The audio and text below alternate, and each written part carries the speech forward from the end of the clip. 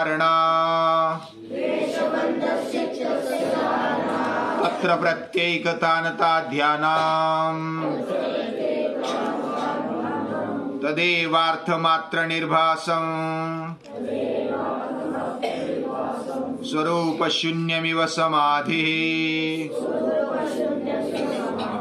स्वरूप शून्यमिव समाधिः।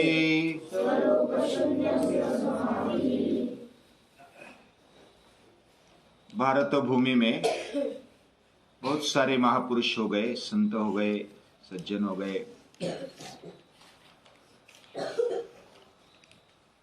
और हर घर में, हर दूसरे तीसरे घर में सज्जन और महापुरुष यहाँ भारत भूमि में होता है।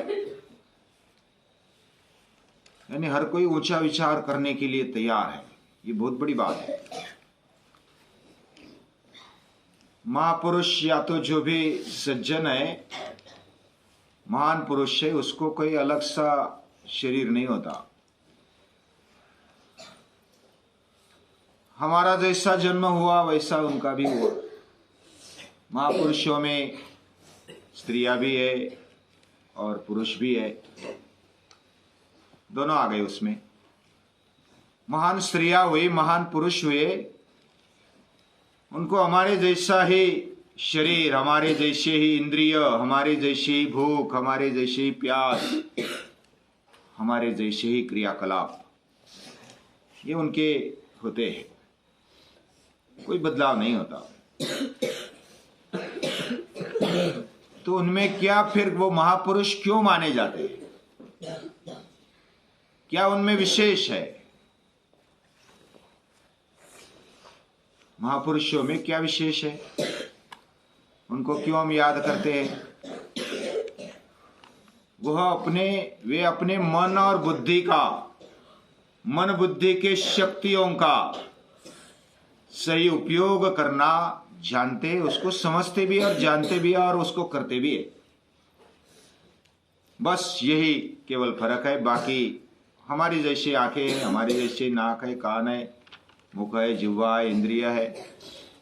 हमें जैसे भूख लगती है उनको भी भूख लगती है, उनको भी अलग अलग खाने की इच्छा होती है।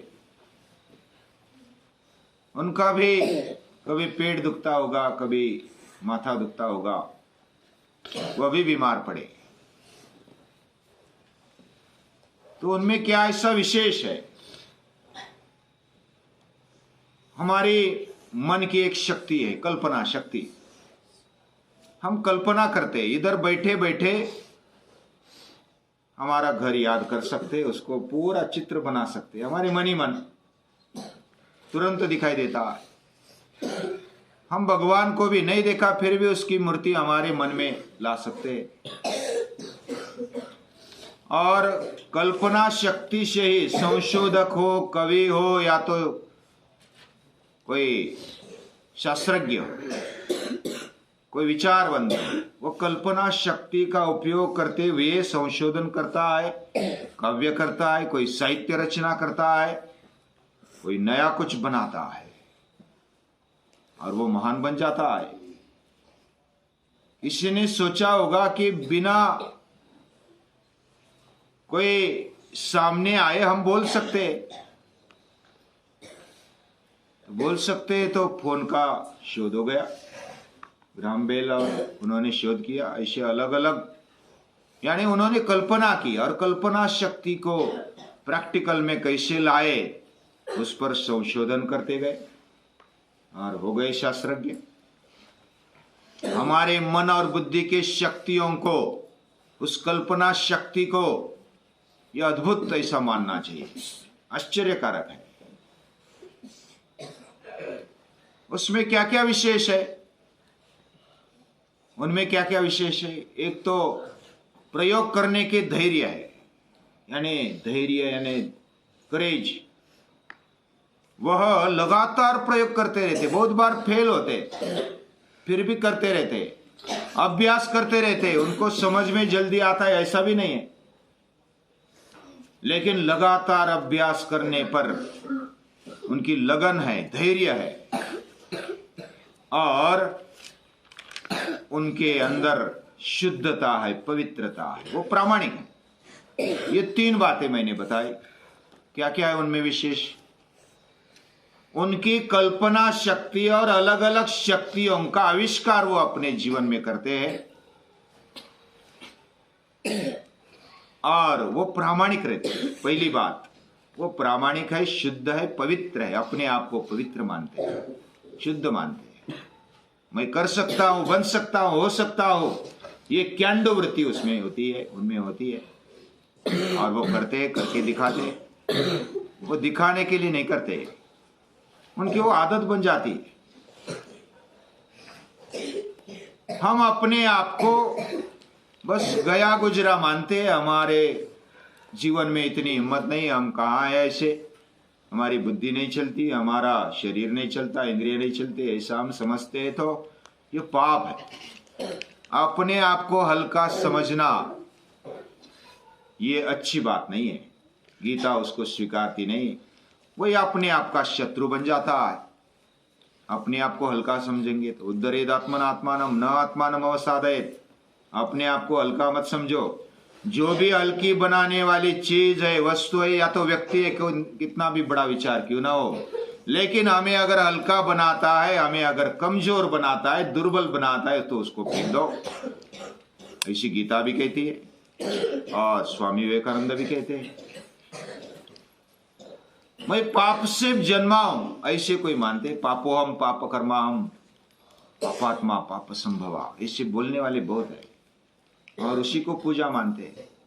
पूजा में वैसा ही बोलते हैं।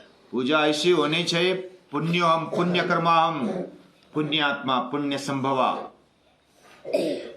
मैं पुण्य हूं, मैं पुण्यवान, मैं पवित्र हूं, शुद्ध हूं, ऐसा अपने आप को जो मानता है वो महान है।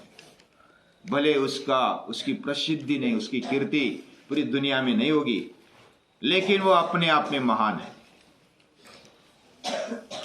वह शुद्ध है, पवित्र है। अपने आप को वैसा ही समझना चाहिए, लेकिन इसमें अहंकार भी नहीं करना चाहिए। जैसा मैं शुद्ध हूं, आप भी शुद्ध है, आप भी पवित्र है, ये मानना, ये पहली बात। दूसरी बात, धैर्य के साथ जो भी कल्पना की हमारे जीवन में, या तो कुछ विचार ले लिया, उसके पीछे लगन के साथ बने रहना, धैर्य और लगन। दूसरी बात। तीसरी बात, यानी पहले प्रामाणिकता, शुद्धता, पवित्रता हमारे जीवन में होनी चाहिए, वो है ही। दूसरी बात धैर्य है। जो भी कल्पना की है उसके पीछे हमें लग जाना है, और जब लग जाते हैं तो लगन की आवश्यकता होती है। धैर्य है, करेज है, और लगन है, यानी करने की प्रवृत्ति। समझो कि हमने योग शुरुआत किया, अपने जीवन में योग करना शुरुआत किया, प्रारंभ किया, तो बीमारी आ जाए, कुछ दुख आ जाए, कुछ प्रसंग आ जाए, कुछ ऐसी नौबत आ जाए कि बस अभी नहीं कर सकते, फिर भी करना, इसी को धैर्य और लगन बोलते हैं। निश्चय के साथ जो आगे बढ़ता है वह महापुरुष होता है, वह महान बनता है। यानी 3 बातें उनमें, प्रामाणिकता है, शुद्धता है, पवित्रता, इसको एक ही समझो। दूसरी बात, उनमें धैर्य है, वह सहनशील है। छोटी छोटी बात पे वो अपने ध्येय से डिगते नहीं। ये हो गया, वो हो गया, ऐसा हो गया, वैसा हो गया, कारण बहाने बनाते कोई कोई लोग। मेरा ये दुखता है, वो दुखता है, माथा दुखता है, पेट दुखता है, कभी ये इसने धक्का लगाया, कभी उसने धक्का लगाया, और टाइम पास हो जाता है। उनमें धैर्य नहीं, वो कुछ भी बात को आगे नहीं बढ़ा सकते, उसी में फंस जाते, और जो कार्य करना है वही रह जाता है। कल्पना शक्ति वह प्रामाणिकता से हमारे जीवन में उठाए, उसका सही उपयोग करे, और उच्च कल्पना ये हमारे जीवन में आधार देती है। पहली है प्रामाणिकता, पवित्रता, दूसरी है धैर्य, और तीसरा है लगन। हमने एक बार एक कविता सुनी थी, लबाड़ सारे वाद घालती, आणि योजना पुढे ढकलती, दुबळे करती फक्त सूचना, विरोधकांच्या फक्त वल्गना. कर्मयोग जे आचरता ते न थांबती कोणासाठी, चुका झाल्या जरी तरीही हलके हलके विकसित होती. थोडी निष्ठा, थोडी बुद्धी आणि चिकाटी थोडी लागते. मुंगी देखील कैक योजने चालत चालत निघून जाते. चीटी होती है ना, बहुत छोटी होती है. उनके पास, उसके पास निष्ठा होती है, बुद्धि चलाती है, एक दूसरे का संपर्क रखती है, लगन रहती है, उसमें धैर्य रहता है और वह सातत्य कभी तोड़ती नहीं. वो कई योजने कितनी दूर तक वो चली जाती है, उसमें सातत्य, कोशिश करने वालों की कभी हार नहीं होती. और यही बात महर्षि पतंजलि इधर बताना चाहते. हम एकाग्र तो होते, एक जगह पर रुकना जानते हैं. हम तो खेल में एकाग्र होते, खाने में एकाग्र होते, हम बहुत बातें जैसे एकाग्रता से करते, लेकिन उसको सही जगह पर लगाना, सही जगह पर लगाना एक बात, और कल हमने जो देखा उसको निकालने की भी शक्ति रखना. जैसे जो बात हमें योग्य लगी उस पर लगाना और जब चाहे तब उसको निकाल दिया. यानी एकाग्रता में अपने मन को बांधना एक जगह पर, ये एक शक्ति है, और उसको निकालना भी एक शक्ति है. जैसे कोई आसक्त बन जाता है, इसी एक आध विषय में इतना अटक जाता है, लग तो जाता है लेकिन निकल नहीं पाता. और ये वैराग्य की शक्ति है. किसी को लगता है वैरागी यानी जो हिमालय में बसा है, भगवे कपड़े धारण किए है, वो भी एक बाह्य प्रतीक है, लेकिन वैराग्य मन में होता है, बुद्धि में होता है. छोड़ने की तैयारी, हमने घर छोड़ा, इधर आ गए, घर छोड़कर इधर आ गए, ये वैराग्य है. हम सही समय पर खाते, बाकी समय पर नहीं खाते, ये भी वैराग्य है. हम अभ्यास करते, बाकी विषय को छोड़ दिया, एक विषय को ले लिया. एक तरफ अभ्यास है और दूसरी तरफ वैराग्य है. दोनों से हमारा मन मजबूत होता है, बुद्धि प्रगल्भ होती है, विवेकी बनती है. और ऐसा जो करने वाला है ना, वो ध्यान है. एक जगह पर अपने आप को बांध के रखना, ये एकाग्रता है, लेकिन लगातार उसको बांध के रखना, बांध के भी रखा और जब चाहा तब छोड़ा भी, ये विशेष है, ये शक्तियां है. तो ध्यान में इतनी बड़ी शक्ति है. महापुरुषों में यही विशेषता है. हमने पहले देखा महापुरुष को अलग से नाक, कान, आंख ये नहीं होता, हमारे जैसे ही वो होते. केवल उनकी प्रामाणिकता, उनका धैर्य, उनकी लगन, उनकी कल्पना शक्ति का सही उपयोग, ये वो करते रहते और महान बनते जाते. बस इतना तो है. हमारा जीवन भी वैसा हो सकता है.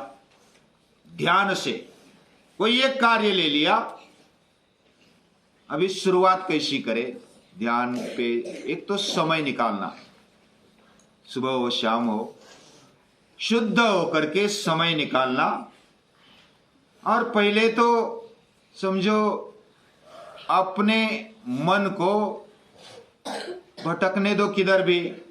मन अलग है, मैं अलग हूं, ऐसा समझ करके बस भटक के आ जाओ. हे मन, किधर जाता है मैं देखता हूं. इधर गया ठीक है, उधर गया ठीक है, फिर वापस आया ठीक है. हम उसको देखते रहे, तटस्थता से देखते रहे. मैं मन नहीं हूं, मेरा मन किधर जाता है किधर नहीं जाता, जो तटस्थता से देख सकता है, उसके ध्यान की शुरुआत हो गई. ध्यान कोई ज्यादा बड़ी बात नहीं है. हम एकाग्र होने की शक्ति रखते हैं और उस एकाग्रता को सही जगह पर लगाना. अगर एक जगह पर जो एकाग्र हो सकता है वो दूसरी जगह पर भी हो सकता है. अगर उसको निकालने की भी शक्ति रखता है तो उसकी और शक्ति बढ़ जाती है. महर्षि पतंजलि ने अलग अलग उपाय बताए हैं. पहले पाद में, समाधि पाद में, जैसे प्राणायाम से एकाग्रता बढ़ती है. प्राणायाम अगर करेंगे ना तो धारणा, शुचि, योग्यता, मनसा, मन की एकाग्रता की शक्ति प्राणायाम से बढ़ती है। प्रयोग करके मैंने भी देखा है, बढ़ती है। जब हम सांस लेते हैं, हाँ, लंबे लेना, लंबे छोड़ना, छोड़ने के बाद रोकने का भी अभ्यास करना, लेना पूरक, छोड़ना रेचक और रोक के रखना। ये कुंभक, बाह्य कुंभक भी होता है, अंतर कुंभक भी होता है, लेकिन बाह्य कुंभक से हमारे मन को एकाग्र करने में मदद होती है। जब हम सांस को ले लिया, पूरा छोड़ दिया, रोक के रखा, रोक के रखने से मन जल्दी एकाग्र होता है। लेकिन जब खाली पेट है ना, हम अंदर से मल नहीं है, तो जल्दी हम बाह्य कुंभक लगा सकते हैं, ज्यादा देर तक लगा सकते हैं। लेकिन अंदर कुछ माल है, कचरा है, तो ज्यादा देर तक हम बाह्य कुंभक नहीं लगा सकते। ये प्रैक्टिकल आप करके देखो, गिनती करो इतना समय हुआ। एक एक उपाय।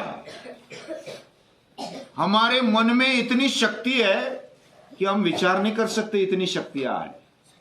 कितनी शक्ति है। कोई बोलेगा कि तुझे नाराज करके दिखाऊंगा मैं, तो हमारा मन कहता है कैसे नाराज होऊंगा मैं सदा प्रसन्न रहूंगा, आनंदी रहूंगा, कौन मुझे नाराज कर सकता है। प्रकृति हमें बता दे, प्रकृति कभी तूफान लाती है, हाँ, कभी बाढ़ लाती है, कभी धूप लाती है, कभी ठंडी लाती है, कभी उष्मा लाती है। ये सभी प्रकृति के अलग अलग सुख दुख वाला जो प्रसंग है, उसमें हमारा मन कहता है मैं नहीं हिलूंगा इसमें। इतनी ताकत मन में रहती है। मन और उसका धैर्य, उसकी शक्तियां इधर पता चलती है। प्रकृति बोलती है तो तुझे मैं दुखी करके रहूंगा, तो मन क्या बोलता है? मन बोलता है मेरे में इतनी शक्ति, मैं दुखी होऊंगा ही नहीं। और वो तेज का विचार करता है, मैं तेज हूं, मैं मरने वाला नहीं। कोई बोलता है कि तेरा कोई आदमी मार डालूंगा, प्रकृति बोलती है आदमी मरने पर भी मैं दुखी नहीं हूंगा। यहां तक पहुंच जाती है गाड़ी।